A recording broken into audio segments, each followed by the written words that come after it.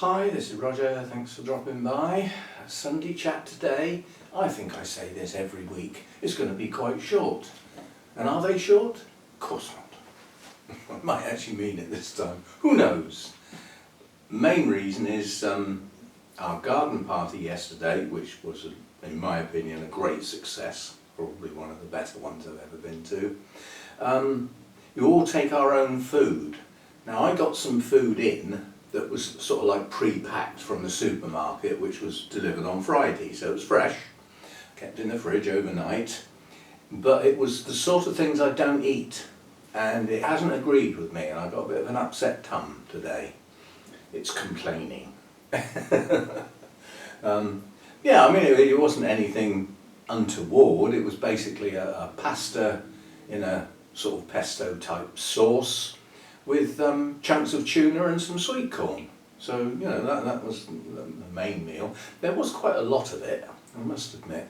I mean, that was more food I had yesterday lunchtime than I would normally eat all day long. And then I had some fresh fruit, which was strawberries, melon and kiwi fruit. And I took a yoghurt with me to pour over the top, you know, so that instead of cream, basically, because cream's a bit too much of that, isn't it, as they say.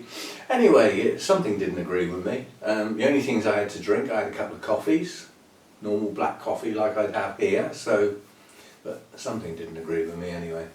Part of possibly what didn't agree with me was the length of time. It got to one point where I thought, it must be getting up around 5 o'clock. You know, I'll think about going soon because these people might want to get on and do stuff, you know, we're occupying most of their garden. And somebody said, oh, look at the time, it's 7:15.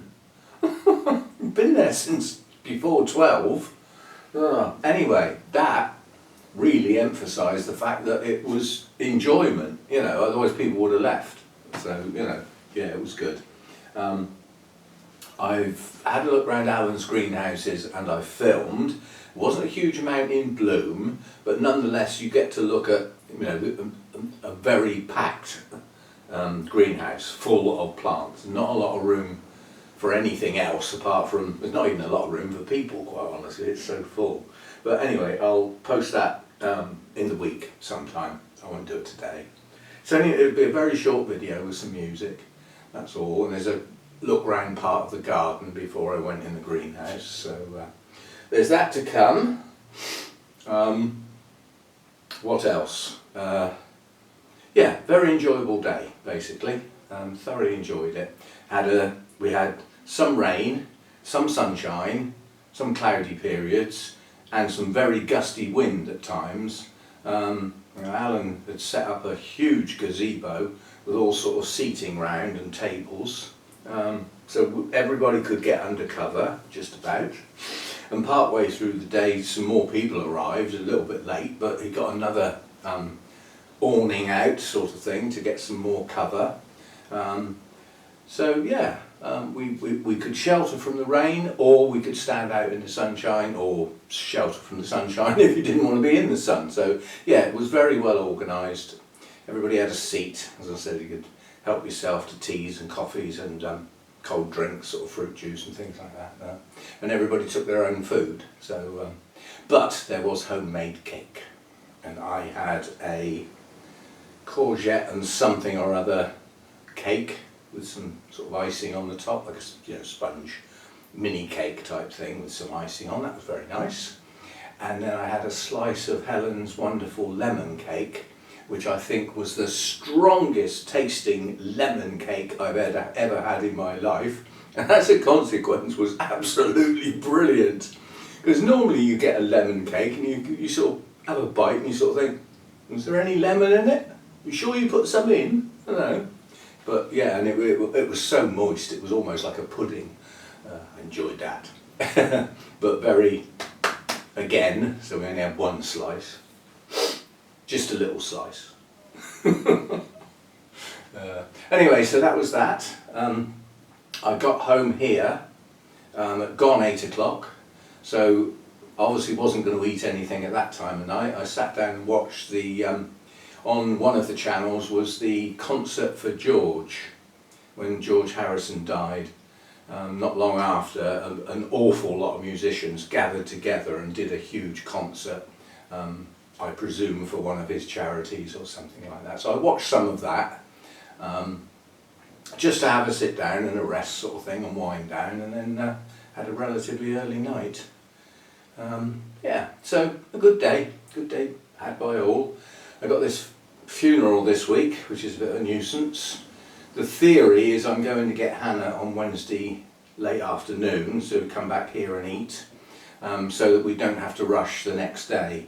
But she might not be able to get the time off, in which case I shall have to go really early on Thursday to pick her up and get her back here in time for the funeral, and then take her home again in the same day, which I don't really want to do, but if that's what has to be done, so be it. Yeah, not much else in the way of plans, but I've made the mistake of thinking of my 3 channels, which I've now got, the wrong way. And it's just a lack of thought on my part, quite honestly, despite the words I've used, like my gardening channel's new.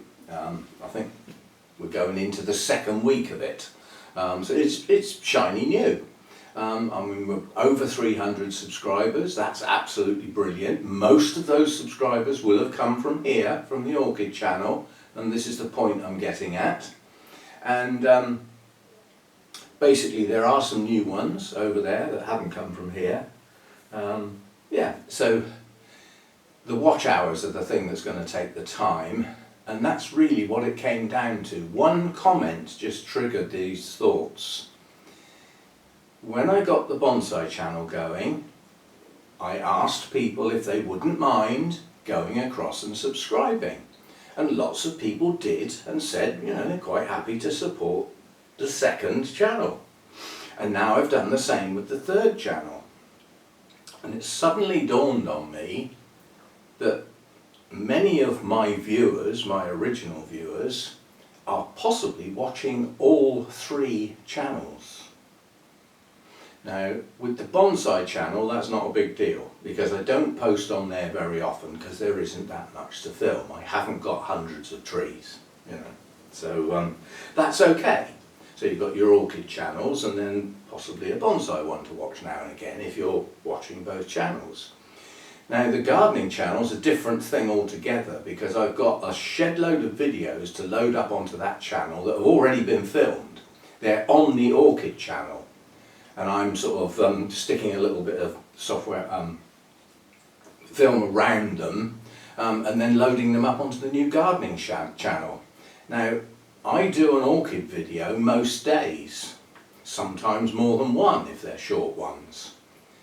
And now I'm posting on the gardening channel most days. And a lot of the viewers on the gardening channel are the same people as on this channel. And a comment said, "You're going too fast, I can't keep up." And that's really what snapped me out of it. And I suddenly thought, hang on, there's an awful lot of people that are viewing all 3 channels. It goes into overload. There's too many videos to be able to keep up for the people that are very kindly supporting all 3 channels.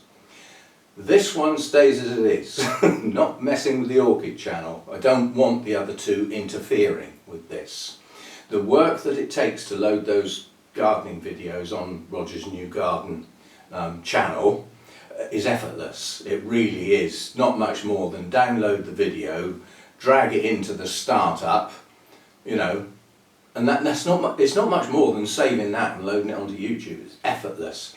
So chucking one of those up every day is no big deal. It's not taking up loads of my time. So you see what I'm getting at. I'm posting too many videos as me. Okay, they are 3 separate channels. There might be people that have found the gardening channel through a search and don't even know about the other 2 channels. Yeah? Same with the bonsai channel. There's people there. In fact, a lot of people on the bonsai channel are nothing to do with this orchid channel. They've come in through the bonsai community. Yeah. But then there are several UK bonsai people that are posting almost every day. Yeah, so you know there's other channels there, sort of thing. If you see what I mean. So I'm slowing down the gardening channel, not drastically, but a fair bit. Instead of having one a day, which is what I've been doing, well, let's try a couple a week.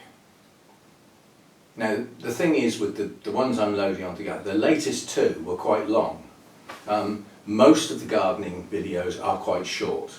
I know some of the orchid ones are very long.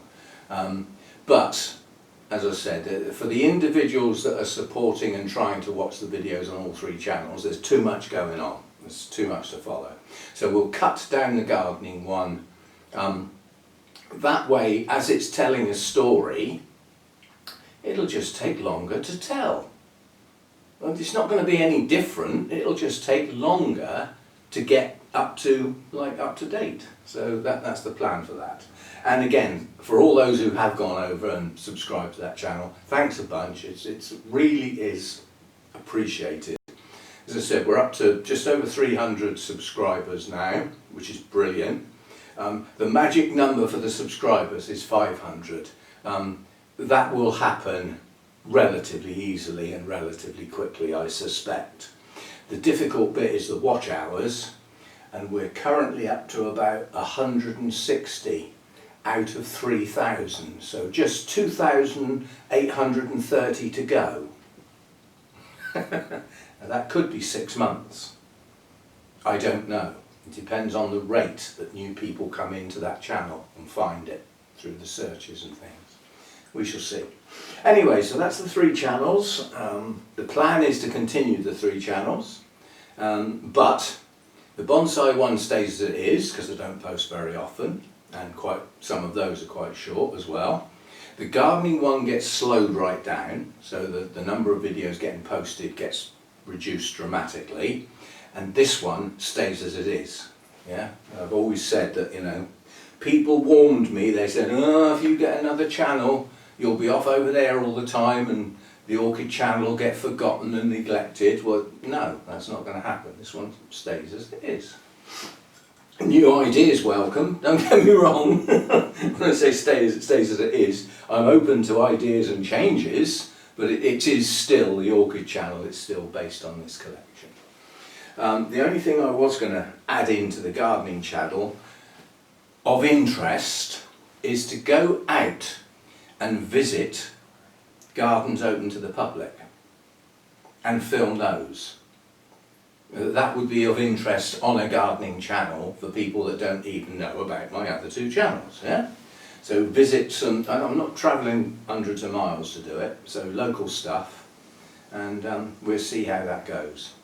But that's a plan for the gardening channel. I think we might have a nuisance who's deciding he might want to go out. You going out? Come on then, Scruffy. Come on then, you'll get blown about out there, it's very windy.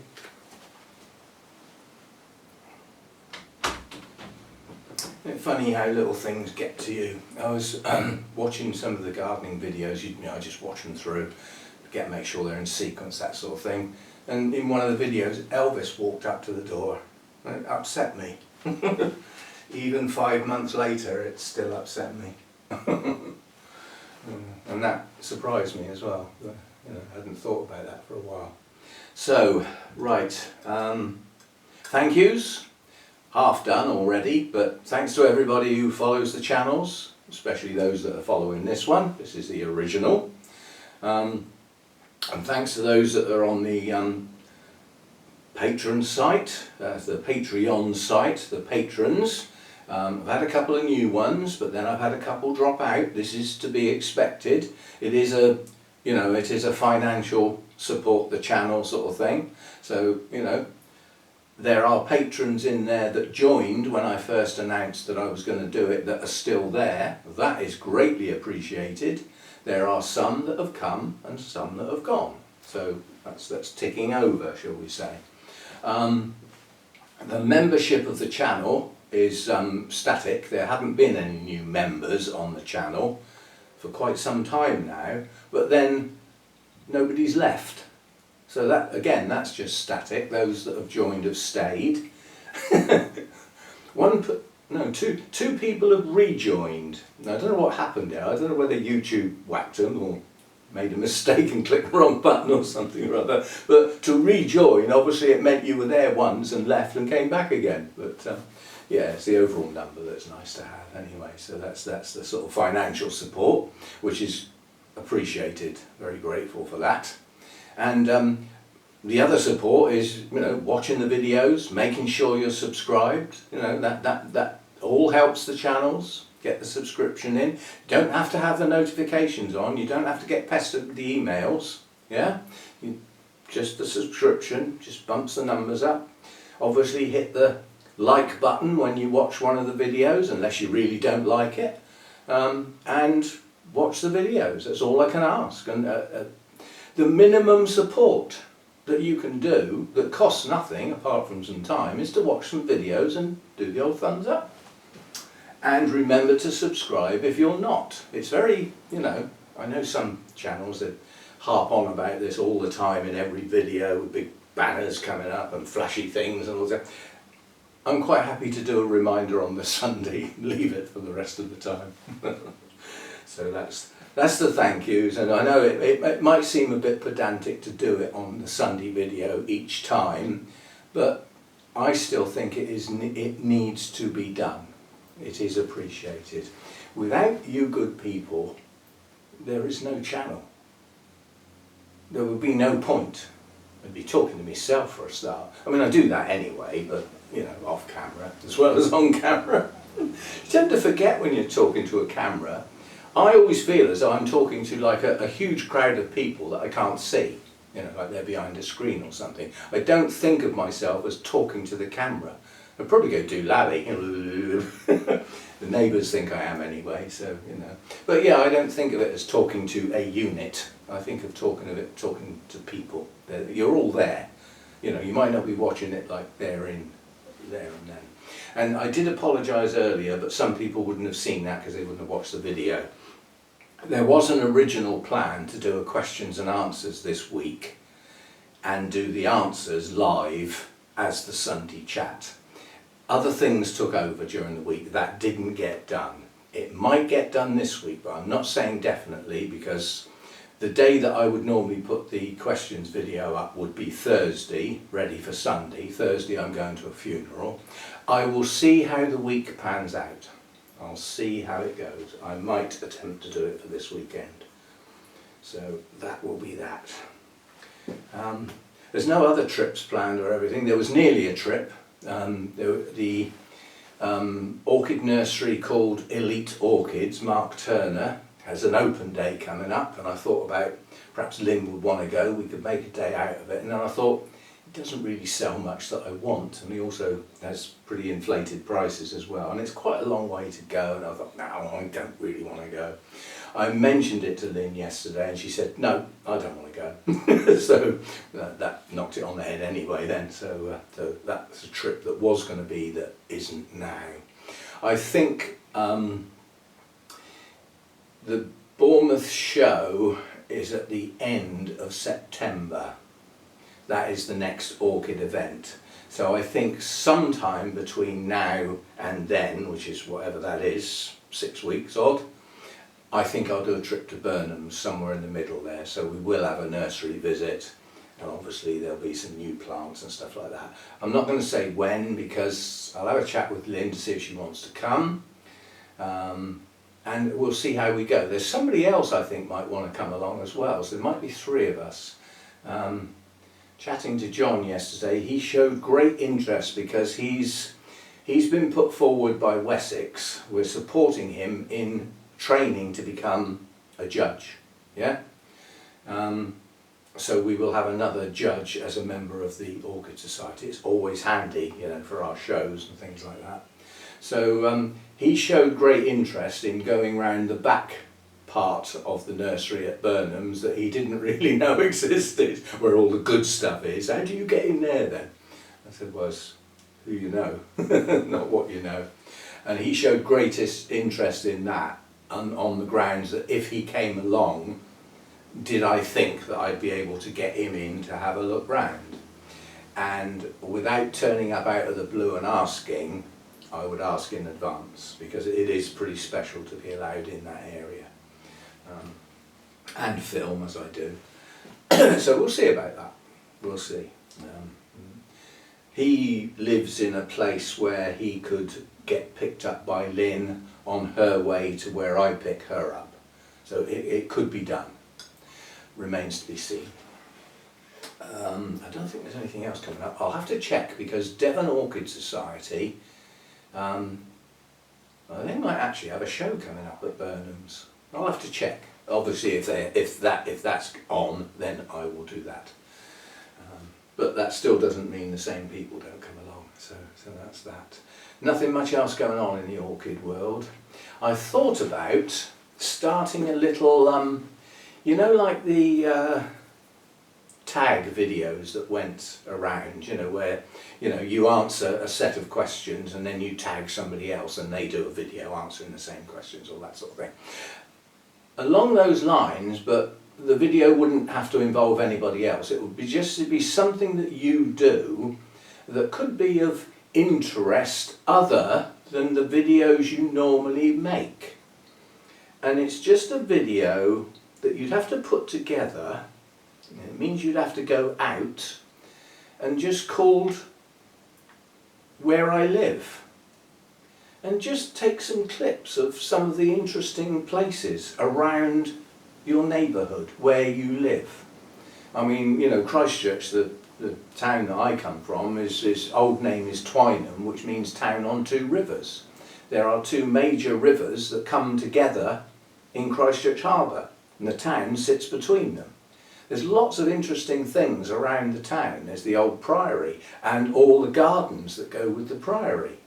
So there's some interesting sort of historic things around where I live, and some nice scenery, you know, all that sort of thing. So just put some clips together, perhaps add some music in or something, just where I live, and show people around your neighbourhood. I don't mean like the house next door type neighbourhood, I mean, you know, sort of like 5 to 10 mile circle, something like that, places of interest. I mean, I've thought about doing that. Whether other people want to join in or not, I don't know, but it's just an idea for something a bit different. That idea really came from the gardening channel. Right. One genus on a Sunday chat, a spotlight. I keep missing it out because I've sort of run out really. I'm going to do a quick one, but it's a bit different because I haven't got all the plants out. I'm just going to get one out. That's all that's necessary because the plants all look almost the same apart from how old they are, how big they are. So I'll just get one out. And it won't be of interest to everybody. Oh, my back hurts. I was on my feet too long yesterday. And it's Restrepias. It's the only thing I'd love to pull Arthur up on it at Burnham's because he calls them Restrepias. Well, I don't know where he gets the E sound, looking at the spelling. Maybe that's how he first heard it and he's stuck with it ever since. But I'm pretty confident that correct pronunciation is Restrepias. Now I've only grabbed this one because it's got a bloom on it. It's the only one at the moment. So I'm just taking the old buds off. Right, Restrepias. Cool growers, don't like bright light, need some airflow and come from cloud forests. That's nearly it. As far as looking after these is concerned, knowing that they're from cloud forests is the biggie, yeah? So not bright light, good humidity, up to high humidity. These are often recommended for terrariums, you know, where you've got 90% humidity, possibly even heading up to 100, with all the water running down the glass on the inside. No. But yeah, it's recommended high humidity for these. If you don't have the humidity high enough, or the plant doesn't hydrate properly, you will get these crinkled leaves that don't open properly. Yeah, so that's, if you see those on your plant, normally it will be that your root system's not good enough to keep the plant hydrated, or you're not watering it enough and your pot's drying out. This one's quite dry at the moment, but these are due to be watered tomorrow, so it'll survive till then. But this is what the new leaves should look like, a nice bright green. Unusual habit, shall we say. All these tatty little stringy bits that you can see are old flower spikes, and they come from underneath the leaf, which is where it blooms from, as you can see on this one. Yeah? So the spike comes out from the base of the leaf underneath it and grows outwards. Then the bloom drops off and leaves the stringy little stem behind. And it can do it many, many times from the same leaf, which is why you end up with a bundle of little sticks. And unless you're a lazy tyke like me, you get your little pruning scissors and you snip them off and make the plant look nice and tidy. Like what I don't. But they are very easy to keep tidy anyway. Now this one hasn't got any, but from that point where those spikes come out, it will also grow. We'll call them kikis because everybody knows the word, but really they're plantlets. It grows a new little plant from that point, and it's a leaf with some roots, and it can be separated off and planted as a new plant, like a kiki, but it is subtly different. So that's Restrepias. The blooms are very alien-like.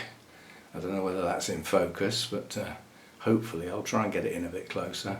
But yeah, you've got these antennae sticking out, one out each side and one at the top. Yeah, and the little dangly bits in the centre. They are the same component parts as all other orchids as well. In that shape are 3 sepals, 2 petals and a lip, believe it or not. But some have evolved into antennae-like structures, and 2 of them have fused together to form the nice colourful bit. Yeah, and the lip is a tiny little piece right in the centre.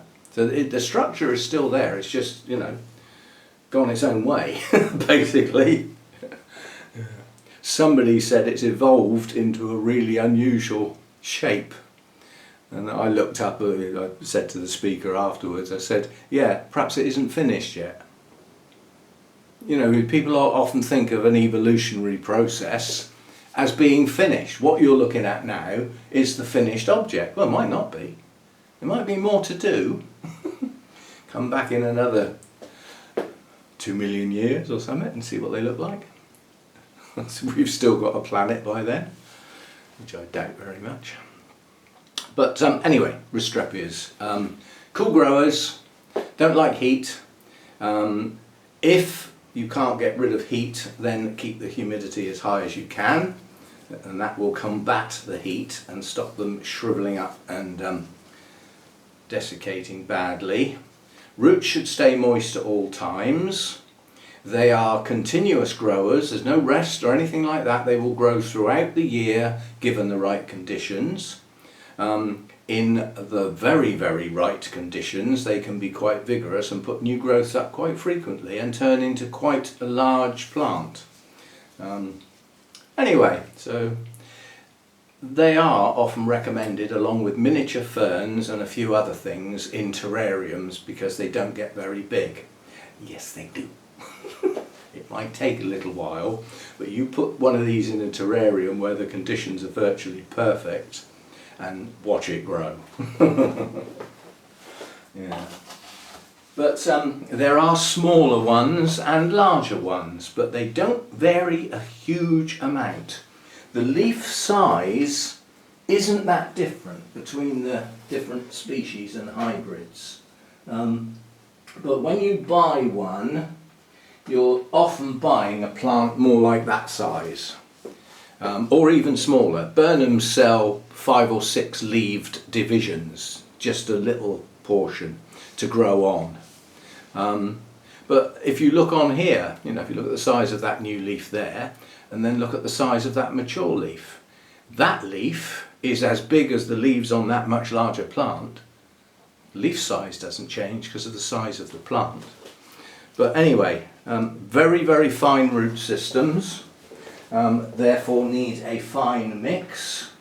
Many would grow them successfully in, come on then, trouble. Shh. Chatterbox. Yeah, many would grow those in moss and nothing else. And they'll quite happily grow in moss and nothing else.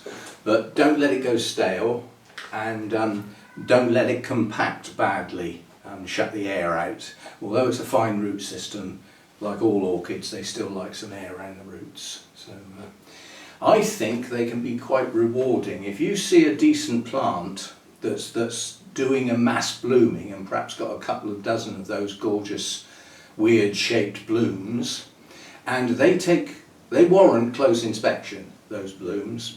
They've got smashing patterns on them.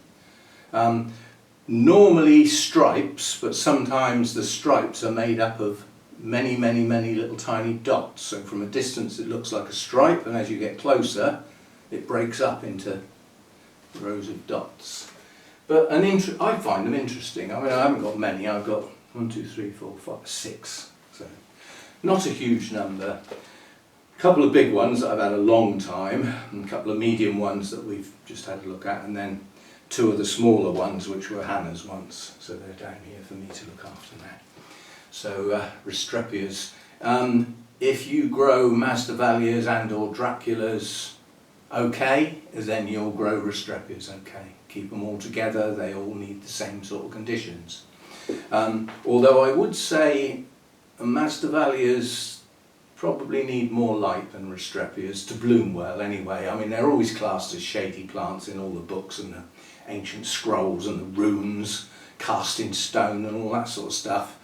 Yeah, cool shady plants, but it's been found in more recent years that the addition of a bit of extra light for Masdevallias can produce a better blooming on the plant, and in some cases actually bring it into bloom when it never has. So don't go mad though, you know. Don't buy a plant that's been kept in quite heavy shade and stick it in your brightest shelf. Do it gradually if you're going to increase light levels. So there we go. That'll do for today. I'm having a sort of rest day today, apart from filming this and getting it loaded up. But as I said, I have become aware, it's become quite important to me to deal with it. The fact that I've been chucking videos out on 3 channels all over the place, and I could probably safely say that on the bonsai channel, about a quarter of my viewers are from the Orchid channel, so it's not a high percentage. On the gardening channel, it's more like probably 9/10 of the viewers are from the Orchid channel, and those are people that are watching the Orchid videos as well. So they've now got twice as many videos to try and watch to keep, you know, supporting the channels with an S on the end. So I'll slow one down and we'll just keep this one as normal for now. And yeah, thanks for dropping by and all that. And I'm starting to think that we're not going to have Project Orchids next year in anything like the forms that we have done in previous years. It's not going to be like that next year. And as a consequence, I want to do something, not necessarily every week like I'm doing now, because that's the way the Project Orchids went for this year, 1 plant each week in a set of 8 over a 2-month period. Sounded good, but unless this plant happens to be something you're interested in, you don't watch. So I've got a video going up of limited interest. So it might have been a good idea in theory, but in practice it hasn't worked out as good. So somehow or other we've got to come up with an idea for some sort of project for next year where each video will be of interest to most people. Ideas on a postcard, please. You know where to put your ideas. Polite version is in the comments. Anyway, I've got some things coming up this week that will get filmed. Project Orchids on Friday again. We'll be up to Orchid number 3 to get that done. Don't even know what number 3 is till I look it up. And a few other things. I've got some repots to do. Sort of fallen behind a bit on the few that are left. The trouble is the few that are left are biggies, and I'm not in a desperate need to do them, so they might even get left until next spring to accompany new growths. And on the subject of next spring, I'm talking to other orchid growers yesterday at the garden party, quite a few of which thought that with my problems of things coming into growth very late in the season and therefore having a very short season and not maturing their growths properly, my idea of extending the season by using the lights, don't they cost a lot? I said, I've already got them. They were presented as gifts by companies that wanted me to do promotional videos. So the 2 big ones I've got, I haven't paid for them. So it's only the electricity sort of thing, and they don't use much, the LED lights. So yeah, so extend the season and then start next year's season early. In other words, compress the winter artificially at both the end and the start, leaving a shorter winter in between. And it's one of those things, you try it and see what happens. And if it doesn't really make much difference, then we don't need to do it again, do we? But I think it will, and so did quite a few of the growers that I put that idea to. They said, well, that sounds good to me, you know. So there we go, that's probably what will happen. So when we get to the day length reducing below 12 hours, heading down towards 11, we will start thinking about which plants we want to do this to and getting them in a place where hopefully one light can get at them, which is probably going to be my hanging rack, and it will be the mounts. All of them? No, not necessarily all of them, a couple don't need it, but it'll be the mounts and any potted orchids that need that treatment, which is potted dendrobiums that need the bright winter rest mainly. I will wire the plants in their pots at an angle and hook them onto the rack so that the light can come in from the side and light up the whole rack. That's the plan. We shall see. But if you think about it, the Noblies hardly bloomed this year, even though they had produced nice canes. They decided to do kikis instead. So we give the lights a go, and then by starting the season early, hopefully we may not need to extend it at the end of next year, just start it early and then let the season do its normal thing. But yeah, once the day lengths start reducing down, we add in the light to bring it back up to around 12 hours. So for a while it'll only be on for an hour, a couple of hours at the most, and then when we get into the depths of winter it'll probably be on 4 or 5 hours to keep that day length up there. We'll see what happens. And I've got a chicken to roast. I'm having a roast dinner today, and so that'll be chicken, roast potatoes, carrots, green beans, peas, and a nice chicken stock type gravy. A nice big dinner like that, flake out in the chair, fall asleep in front of the TV. That's the plans for the rest of the day. But getting a big chicken like that and cooking it in the oven, doing it as a roast, I get a roast dinner, which it is a bit of an effort just for one, but I do like to do it now and again. And then I've got another large chicken breast to have as another meal. I've got 2 chicken legs, drumsticks, to do something with.